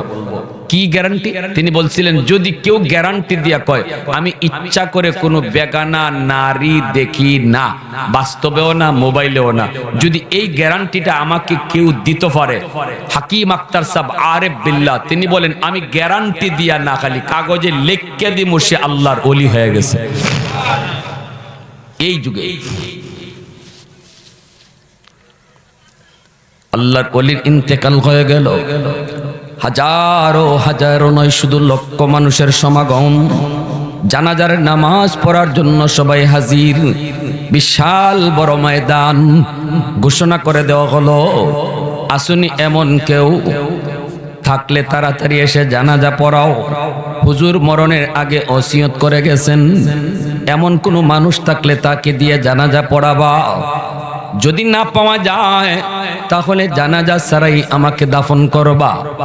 তাহলে বোঝা গেল আল্লাহর ওলি তিনি দুনিয়ায় থাকতেই জানতেন এমন একজন মানুষ অবশ্যই আছে, ঠিক না? নাইলে এই কথা কেন কইতেন যে তাহলে আমার জানাজা ছাড়াই দাফন দিলাই ভাই? জানাজা ছাড়া দাফন কেউ হয় নাকি? হ্যাঁ, উনি কইছে যদি নাওই পাও জানাজা ছাড়া দিবা। তাহলে বোঝা গেল আল্লাহর ওলি তিনি জানতেন আর উনি জানতো, দুনিয়ার আর কেউ না জানলো এরা দুইজনে জানাজানে ছিল। এক অলি আর এক অলির খবর জানে, মানিকে মানিক চিনে, রতনে রতন চিনে, ঠিক কিনা ভাই? প্রশংসা করবো কার? আওয়াজ দিয়া বলো কার? ওয়াহদত কি হিফাজত নেহি বেকুওতে বাজু, वहदत की हिफाजत नहीं बेकुवत बाजू, आती नहीं कुछ कमी अक्ल खुदादार, आती नहीं कुछ कमी अक्ल खुदादार। ऐ मर्द खुदा तुझको कुव्वत नहीं हासिल, जा बैठ किसी गार में अल्लाह का कर याद। ये सच है कि बातिल की तरफदार नहीं हम, गद्दार न समझो हमें गद्दार नहीं हम। फूलों की तरह नरम मिजाज अपना है नजर, हम तीर नहीं नेज़ा व तलवार नहीं हम तीर नहीं नेज़ा व तलवार नहीं हम। मुसलमाনের আওয়াজে কও আল্লাহু আকবার। হয় নাই আরো জোরে আল্লাহু আকবার। এলান করে দেওয়া হলো, লক্ষ মানুষের ভিতরে কারো সাহস নাই, কেউ দাঁড়াইবার সাহস নাই। এমন চারটা আমল কার জীবনে আছে? কেউ তো দাঁড়ায় না। বারবার মাইকিং করা হয়, এলান করা হয়, তাড়াতাড়ি করে আপনি আসেন। কে আপনি? কোথায় বসে আছেন? অবশ্যই আপনি জানাজার নামাজে হাজির হয়েছেন। হুজুর যেহেতু বলছেন অবশ্যই আপনি আছেন। কেউ জানে না, না জানলেও হুজুর জানেন, বিদায় তিনি আপনার কথা বলেছেন। কোথায় আপনি? তাড়াতাড়ি আসেন, জানাজা এসে পড়ান। হাজারো হাজার উলামায়ে কেরাম মজলিসে উপস্থিত, কিন্তু কেউ সাহস করে না। এমন চারটা আমল কার আছে?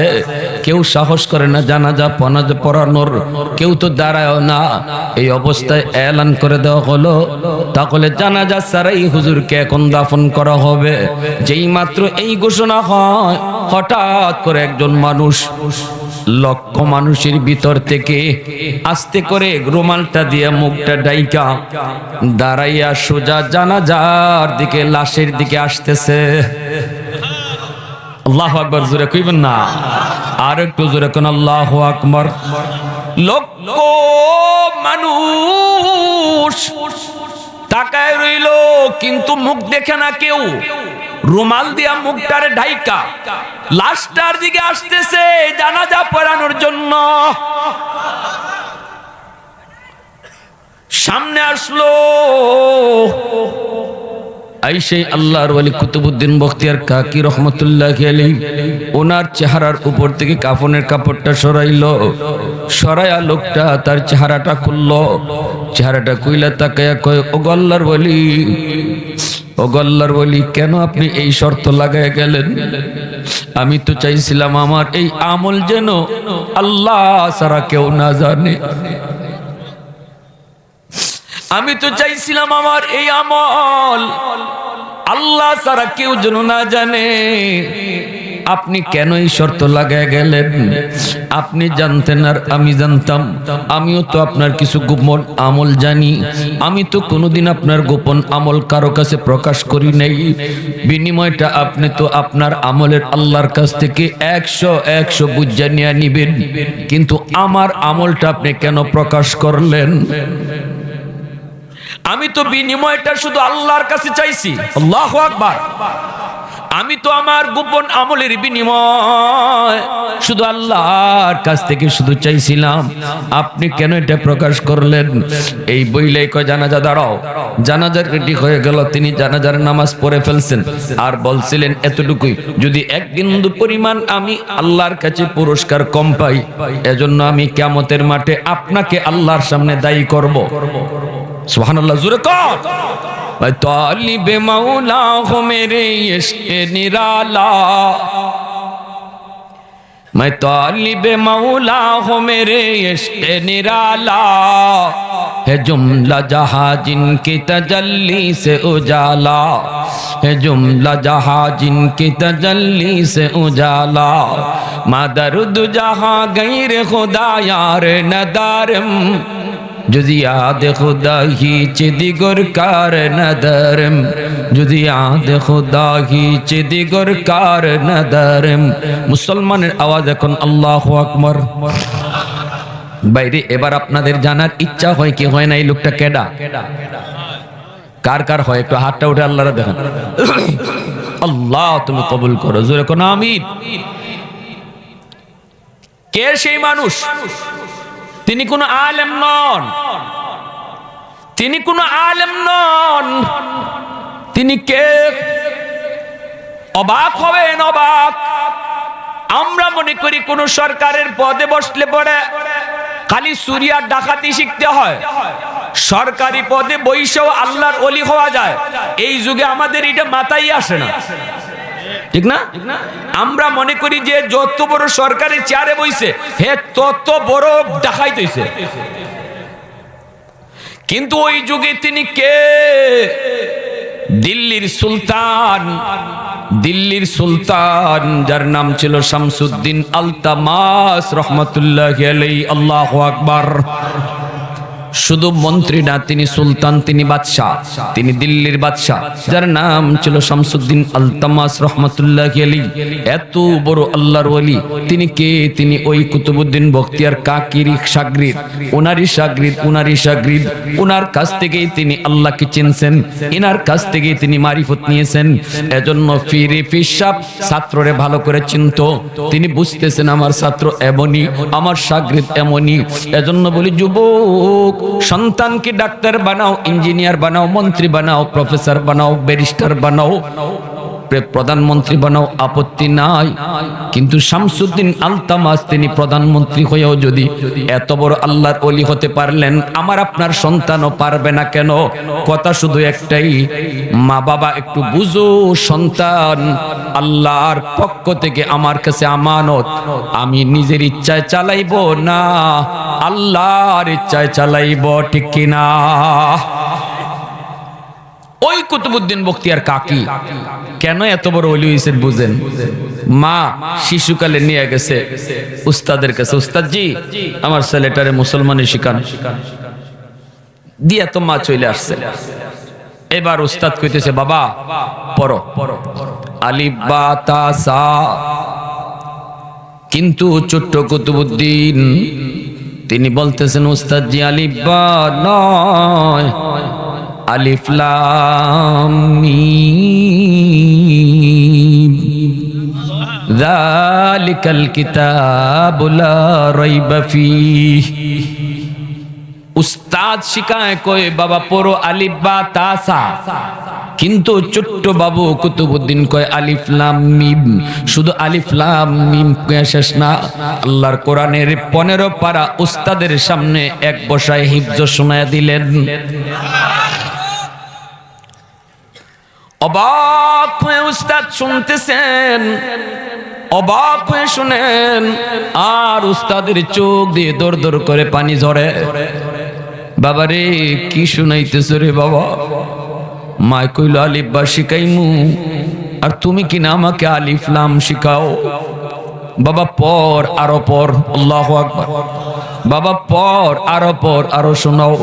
এইভাবে 15 পারা হিফজ শোনায় দিছেন। উস্তাদ অবাক হয়ে বলতেছে বাবা চল। কুলে নিছেন, বুকে নিছেন, কপালে চুমু খায় কয় আম্মুর কাছে চলো। কেন তোমার আম্মু এমন মজাক করলো, কেন ঠাট্টা করলো?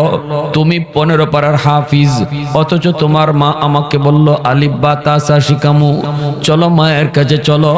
পর্দার আড়াল থেকে ডাক দিয়ে কয় মা কেন তুমি মজাক করলা, ঠাট্টা করলা কেন? মা কই উস্তাদ জি কি হয়েছে? কয় তুমি বলেছ উস্তাদে কয় আলিফ বা তা সা শিখামু, কিন্তু না তোমার ছেলে তো আলিফ বা পড়ে নাই, সে তো আলিফ লাম মিম কইয়া কোরআনের 15 পারা শোনাইছে। মা চিৎকার দিয়ে আল্লাহু আকবার কইয়া জমিনে সাজদায় পড়ে গেছে। মা আল্লাহু আকবার কইয়া জমিনে সাজদায় পড়ে কান্না করে আর কয় উস্তাদ জি খোদার কসম, খোদার কসম আমি মা নিজেও জানি না, আমি মা নিজেও জানি না আমার কুতুবউদ্দিন কেমন করে 15 পারার হাফিজ হয়েছে। তবে যদ্দূর মনে পড়ে আমি মা ছিলাম 15 পারার হাফেজা। আমি আমার কুতুবউদ্দিনকে যখনই দুধ খাওয়াইতাম কখনো অজু ছাড়া আমি দুধ পান করাই নেই। আমি মা মনে পড়ে যখনই দুধ পান করাইতাম তখনই কোরআন তেলাওয়াত করতাম। মনে হয় দুধের সাথে তিলাওয়াত ঢুকছে। আল্লাহু আকবার, জোরে কোন আল্লাহু আকবার। ও আমার মা দিলটা নরম করে কথাগুলি বুঝো, একটু বুঝো গো মা। দুধের সাথে মায় তিলাওয়াত করলে যদি তিলাওয়াত দুধের সাথে যায় ঢুকে, মা যদি সন্তানকে দুধ পান করানোর সময় টেলিভিশন দেখে গান শুনে, তাহলে গানের আওয়াজটাও দুধের সাথে ঢুকতে পারে কি পারে না? এজন্যই নবী বলেছেন মা বাবা সতর্ক হও, সন্তানকে নিজের মর্জি মতো চালাও না, মর্জি মতো শিখাও না, তারে তুমি আল্লাহর মর্জি মতো চালাও। হারাম খানা কখনো খাওয়াইয়া বড় কইরো না। সন্তানকে তুমি আদর কইরা সন্তান যা চায় তা দিলা, কিন্তু হারাম পন্থায় লাভ নাই। এই সন্তান কিয়ামতের ময়দানে বাবার বিরুদ্ধে মামলা দিয়া কইব আল্লাহ আমার বাবা হারাম খাওয়ানোর কারণে আমি আজকে বেনামাজি হইছি, আমি আজকে মদখুর হইছি, গাঞ্জাখুর হইছি, আমার বুজুর্গি নষ্ট হয়েছে, আমার মারিফত নষ্ট হয়েছে। বাবা সুদের টাকা ঘরের ভিতরে ঢুকাইছে, সুদের টাকা দিয়ে আমি সন্তানকে বড় করছে, যার কারণে আজকে তোমাকে আমি ভুলে গেছি। আল্লাহ আমার বাপরে আটকাও, আমার বাবারে আটকাও, বাবারে ডাবল শাস্তি দাও। যেই সন্তানের মায়ায় পড়ে তুমি হারাম ঘরে ঢুকাইছো, এই সন্তানই কিন্তু আল্লাহর আদালতে তোমাকে আটকায় দিবে। ইয়াউমা ইয়াফিরুল মারউ মিন আখিহি ওয়া উম্মিহি ওয়া আবিহি ওয়া সাহিবাতিহি ওয়া বানিহি। কিয়ামতের ময়দানের চিত্রটা আল্লাহ পাক এই 3 কথায় 4 কথায় আল্লাহ বুঝায় দিবেন বান্দারে। আদরের বউটা তোর বউ থাকবে না, বউটাও হাসরের মাঠে তোর দুশ্মন হয়ে যাবে। আদরের মা মা থাকবে না, দুশ্মন হয়ে যাবে। আদরের ভাইটা ভাই থাকবে না, দুশ্মন হয়ে যাবে। কলিজার টুকরা সন্তান আর কলিজার টুকরা থাকবে না, হাসরের মাঠে তোমার দুশ্মন হয়ে যাবে। কিভাবে তুমি বাবারে আটকাইয়া নিজে বাঁচতে পারে? এজন্য বাপের ঘাড়ে সব দোষ দিবে, মার ঘাড়ে সব দোষ দিবে। এজন্য বলি যুবক, কখনো কখনো বোকামি করবা না, কখনো বোকামি করবা না। উলামায়ে কেরাম যা বলে নিজের থেকে কিছু বলে না, যা বলে যা শোনায় আমার রসুল যা কইছে, আমার আল্লাহ যা কইছে তাই বলে তাই শোনায়। ঠিক কিনা জোরে কোন? কেউ মানে কেউ মানে না, কেউ মানে কেউ মানে না। আলেম উলামারা কয় ভাই গাড়ি ভুল করেছ, ঢাকায় যাবা তুমি কিন্তু গাড়িতে উঠছো তুমি মানিকগঞ্জের, ভাই এটা ভুল গাড়ি, গাড়ি থেকে নামো। উলামায়ে কেরামের দায়িত্ব হলো এলান করে দেওয়া, ওয়ামা আলাইনা ইল্লাল বালাগ। আমাদের দায়িত্ব হলো পৌঁছে দেওয়া। ভুল গাড়িতে বসছো এই নিউজটা তোমার কানে পৌঁছে দেওয়া। বাকি গাড়ি থেকে কে নামবে, কে গাড়ি পাল্টাবে, এটা আলেমের দায়িত্ব না, এটা আল্লাহ বুঝবেন, এটা আল্লাহ বুঝবেন। উলামায়ে কেরামের দায়িত্ব গাড়ি থেকে টাইন্না নামানো নয়। উলামায়ে কেরামকে এই দায়িত্ব আল্লাহ দেয় নাই।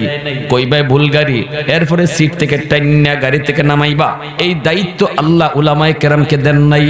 নবীকেও এই দায়িত্ব আল্লাহ দেন নাই।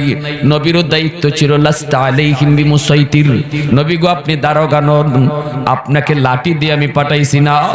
উম্মতকে বুঝাইবেন এইভাবে চললে আমি খুশি, এইভাবে চললে আমি আল্লাহ নারাজ, এই কথা বুঝাই দেওয়া তোমার দায়িত্ব। লাঠি হাতে নেওয়া তোমার দায়িত্ব না। কে মানবে কি মানবে না সেটা আমি আল্লাহ বুঝবো, ঠিক না? উলামায়ে কেরামের কথা মাইনা এখানে হয়তো কেউ বা নিয়ত করবে না, ভুল গাড়ি থেকে নামবো, সঠিক গাড়িতে উঠবো, সে তো সফল, সে সার্থক। নিয়ত যদি করে না আজকে থেকে আর নিজের মর্জি সন্তানের ব্যাপারে চালাবো না, সন্তানকে আমার আল্লাহর মর্জি মতো বড় করব, আল্লাহর মর্জি মতো তারে শিখাবো, আল্লাহর মর্জি মতো তারে পড়ালেখা করাবো, তাহলে সে গাড়ি বদলাইলো, আলেমদের কথা মানলো, কপালে হেদায়েত নসিব হলো। আর কিছু মানুষ আছে শুনবে ঠিকই কিন্তু মানবে না। যেমন গাড়িতে যদি এলান করি, কিছু মানুষ আছে এমনও কইতে পারে ধুত মিয়া সিট কাটছি বইছি, আরামে সিটটা নিয়ে বইছি, গাড়ি থেকে নামবো না। গাড়ি ভুল হলে হোক, নিয়ত আমার ঢাকা, গাড়ি এখন যেদিকে খুশি ওই দিকে যাক, নিয়ত আমার ঢাকা। নিয়ত যদি খালি ঢাকায় রাখে গাড়ি, এই গাড়ি কোনোদিন ঢাকায় যাইব? কোনদিন? আমরা এখানে যারা বসছি সবার নিয়ত জান্নাতে যাওয়ার, ঠিক না? কিন্তু অবশ্যই আমরা নিয়ত জান্নাতের, কিন্তু অনেকেই গাড়ি উঠে বয়ে রয়েছি জাহান্নামের। অনেকেই আমরা জাহান্নামের গাড়ির প্যাসেঞ্জার। এখন আমরা যারা দূর থেকে আসে আলেম ওলামা, আইয়া এতক্ষণ 1 ঘন্টা বুঝাই খালি কইছি ভাই গাড়ি বদলাও, নিয়ত তোমার জান্নাত, জাহান্নামের, গাড়ি বদলাও। মাহফিল থেকে কিছু মানুষ যাবে নিয়তটা পুরাপুরি গাড়ি বদলাইয়া, আর কিছু মানুষ মনে করবে এখান দিয়ে ওয়াজ শুনছে, এখান দিয়ে বের করছে, হুজুরের কথা হুজুর কয়ে গেছি গা, সব কথা কি আর মানলে ফারা যাইব? তার মানে হে বইছে যে বইছেই, নিয়ত তার জান্নাত হইল, জাহান্নামের গাড়ি বদলাইতো না, ঠিক না? নিয়ত তার ঢাকা, কিন্তু মানিকগঞ্জের গাড়ি বদলাবে না। কপাল খারাপ, ঠিক কিনা জোরে বলেন আল্লাহ। আর যদি কিছু মানসিকতা কয় হুজুর বুঝলাম তো হুজুর, আলহামদুলিল্লাহ আপনি যে কথা কইছেন, সন্তানের লেখাপড়া শুরু হইব মাদ্রাসা দিয়া, সন্তানের লেখাপড়া শুরু হইব আল্লাহর পরিচয় দিয়া, যে পড়ায় আল্লাহর পরিচয় আছে এটাই পড়া। এর জন্যই তো আমার রাসূল জিবরাইল যখন কইছিল নবী গো আপনি পড়েন ইকরা, নবী কয় কের পড়া? জানি না আমি পড়া। জিবরাইল কয় পড়েন, নবী কয় না পড়বো না, পড়া জানি না। জিবরাইল কয় নবী গো পড়েন, নবী কয় কের পড়া? কিন্তু জিবরাইল যখনই কয় ইকরা বিসমি রাব্বিকাল্লাযী খালাক, পড়েন আপনার রবের নামে, তখনই আমার রাসূল হাসিয়া কয় হ্যাঁ এবার পড়তে পারি, কারণ আমার রবের নামে যেই পড়া এটাই পড়ালেখা। আল্লাহু আকবার। জিবরাইল যখন খালি প্রথমে বলতে বলছে ইকরা, পড়েন পড়েন পড়েন, রাসূল তো পড়েন না। আমার আল্লাহর নাম স্যার আবার কের পড়া? আমার আল্লাহর পরিচয় স্যার আবার এটা কিসের পড়া? না আমি পড়া রাসূল পড়বো না। 3 বারের পরে যখন জিবরাইল কইছে আল্লাহর নামে পড়েন, তখন রাসূল পড়া শুরু করছেন। প্যারে হাজিরিন, হাত জোর করে বলবো, অনুরোধ করে বলবো, রোগ আমাদের যে জায়গায় এখানে ঔষধ দেন। সন্তান নিয়ত করেন যে যাই বানান বড় হওয়ার পরে, কিন্তু পড়ালেখা শুরু হবে আমার আল্লাহর পরিচয় দিয়া। 5 বছর নুরানি মাদ্রাসায় পড়াইবেন, স্কুলে 5 বছর পড়াইবেন, প্রাইমারিতে কি শিখবো? আগডুম বাগডুম গোরাডুম সাজে, ডাক দুল বাজে। তো বাজলে কি হইছে? কি হইছেটা কিটা? ডাক দুল বাজলো তো হে কি শিখলো? ব্যাঙ্গের ফাল, সাইকেল দৌড়ানি, কি শিখলো? কিন্তু এই 5টা বছর আমি নষ্ট করলাম সন্তানের, তাও কোন বছর? তার জীবনের ফাউন্ডেশন। আরে ফাউন্ডেশন যদি মজবুত হয়, বিল্ডিংও মজবুত হয়। শিশুকালটা হলো ফাউন্ডেশন জীবনের। এই 5টা বছর যদি মাদ্রাসায় পড়ান, তার জীবনের ফাউন্ডেশন মজবুত হলো ইসলামের উপরে, কোরআনের উপরে, ইসলাম আল্লাহর পরিচয়ের উপরে মজবুতির সাথে ফাউন্ডেশন করে উঠলো। আর যদি নিয়ত করেন হুজুর, না হুজুর আপনার মতো একজন আলিম হইতো, আমরা হাফিজ সাহেবের মতো একজন হাফিজ হইতো, আজকে যে কয়টা ছেলে হাফিজ পাগড়ি নিছে হুজুর দেখে আমার কলিজায় লাগছে, আজকে যেই বাচ্চাগুলা পাগড়ি নিছে এই বাচ্চাগুলার মা বাবার কলিজায় এই সময়টাতে কি পরিমাণ আনন্দ লাগছে, এই বাপ মার কলিজায় কি সুখ বইতেছে, পৃথিবীতে অন্য কোনো বাপ মা সেটা বুঝবে না। ঠিক কিনা জোরে বলেন?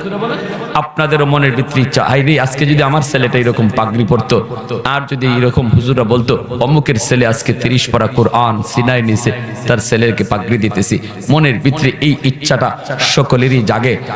দুনিয়ার ধন্য ওই বাবা, ধন্য ওই মা, যেই বাবা সন্তানের মাথায় 30 পারা কোরআন মুখস্থর পরে মাথায় পাগড়ি পরানো হয়। কারণ কিয়ামতের ময়দানে আল্লাহ কইব, কই তোমরা মা বাবা, নবীর বাপ মা এসে কইব আল্লাহ আমি অমুক নবীর আম্মা, অমুক নবীর আব্বা। আল্লাহ বলবেন আমি কোন নবীর বাপ মারে খুঁজি না, সাথে সাথে একজন হাফেজের বাবা, হাফেজে কোরআনের মা, একজন আলেমের বাবা, আলেমের মা আইসা কইব আল্লাহ আমি অমুক হাফেজে কোরআনের মা, অমুক আলেমের বাবা। আল্লাহ হাসরবাসীর সামনে আল্লাহ তখন এলান করবেন আমি তো তোমাদেরকেই খুঁজতেছি। মান কারা আল কুরআন ওয়া আমিলা বিমা ফিহি উলবিসা ওয়ালিদাহু তাজান ইয়াউমাল কিয়ামা। আল্লাহ নিজের হাতে হাফেজ সাহেবের আব্বা আম্মার মাথায় পাগড়ি আল্লাহ নিজের হাতে পরাইয়া দিবেন। সুবহানাল্লাহ জোরে বলেন। সন্তানের মাথায় পাগড়ি পরাইলাম আমরা, কিন্তু বাপ মার মাথায় পাগড়ি পরাইবেন আল্লাহ। কেন? কারণ বাপ মা বহু কুরবানি করছে, সমাজের সাথে বহু যুদ্ধ করছে, সমাজের মানুষে কইছে মাদ্রাসা দিও না, দিও না, সার্টিফিকেট নাই, চাকরি নাই, চলবো কেমনে, খাইবো কেমনে, বউ ফালবো কি কইরা, কত কথা। 100টা বাচ্চার মধ্যে 99টা বাচ্চা স্কুল কলেজের দিকে গেছে, আর তুমি বাবা শুধু আমি আল্লাহকে খুশি করার জন্য বাচ্চাটারে নিয়ে মাদ্রাসার দিকে আইছো, মানুষের কোনো কথা কানে দিছো না। আরে আমার সন্তান কেমনে চলবে, কেমনে খাইবে আমার আল্লাহ বুঝবে। কারণ মানুষ আসার আগেই আল্লাহ রিজিক দুনিয়াত ফাটাইছে, এই ইয়াকিন নিয়ে তুমি বাচ্চাটারে নিয়ে মাদ্রাসায় আইছো, সমাজের মানুষের সাথে যুদ্ধ কইরা ওই দিনই আমি আল্লাহ তুমি বাবার উপর খুশি হইয়া, তুমি মার উপর খুশি হইয়া তোমাদের জন্য নিজ হাতে পাগড়ি বানায়া রাখছি।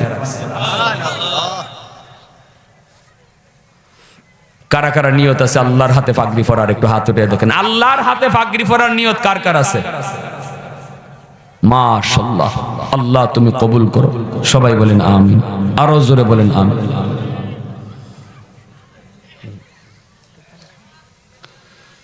এখন আমি মুসাফির মানুষ, সিলেট থেকে আসছি, আপনাদের ইমাম সাহেব, খতিব সাহেব আমার অত্যন্ত মায়ার, অত্যন্ত মহব্বতের, অত্যন্ত মায়ার, কিন্তু দূরে থাকি, এখন ঢাকাও থাকে না, এখন সিলেট চলে গেছি, ওখানে নিজের একটা প্রতিষ্ঠান করার নিয়তে, এজন্য কম দেখা হয়।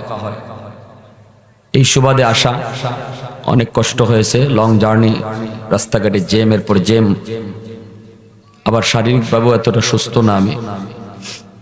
বহু আগে মনে হয় আপনাদের এখানে এসেছি আমি, আরো কয়েক বছর আগে। যাই হোক, হয়তো এখানে অনেক মুরব্বী এখন নাই যারা আমাকে দাওয়াত করে আনতেন, মায়া করতেন।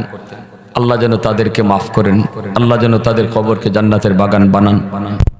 আর মুসাফির হিসাবে আমার একটা আবদার, যারা আমি মুসাফিরের হাতে এই মাদ্রাসায় কিছু দিতে চান, আমি একটু খাস করে